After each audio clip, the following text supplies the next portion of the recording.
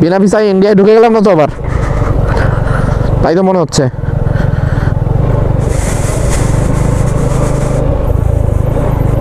এখানে আসলে বিকাল বা ভোরে আসলে খুব ভালো হতো।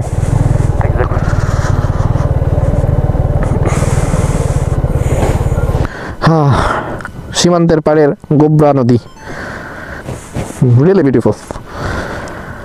ওইটা খুব ছোট, পানি নাই বললেই চলে, কাইন্ড অফ একটু দেখে বান্দরবানের নদীর ফিলও দিচ্ছে হালকা একটু, বান্দরবানের ঝিরিগুলার মতন। ওই যে ইন্ডিয়ার, ওটা তো ইন্ডিয়া না, এটা ইন্ডিয়ার চা বাগান।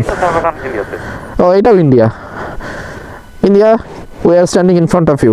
সূর্যের আলোর জন্য আমার চেহারা দেখা যাচ্ছে না। আমরা এখন আছি সীমান্তে, গোবরা নদীর সামনে। ওইটা হচ্ছে ইন্ডিয়া, ইন্ডিয়ার চা বাগান, সামনে গোবরা নদী, যদিও নদীতে কোনো পানি নাই।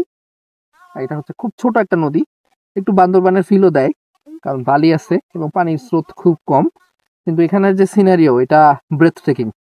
আমার মনে হয় না যারা ভিডিও টিডিও বানান বা ব্লগ করেন কেউই বোধহয় এখানে কোনোদিন আসছেন, এলাকাবাসী ছাড়া আমরা কাউকে দেখিও নাই। আমার কাজ হচ্ছে গিয়ে বাংলাদেশের সবচেয়ে দুর্গম দুর্গম জায়গাগুলা, আমার ইচ্ছা এবং আমার স্বপ্ন, এবং আমি এটাই করি, যে জায়গাগুলোতে মানুষজন ঘোরাঘুরি করে না, যায় না নর্মালি, সেসব জায়গাতে গিয়ে আমি বসে থাকি। নর্মালি মানুষজন যাচ্ছে, দেখতেছে, সেসব জায়গার তো ভিডিও আপনারা অহরহ দেখেন, নিজেরাও যান।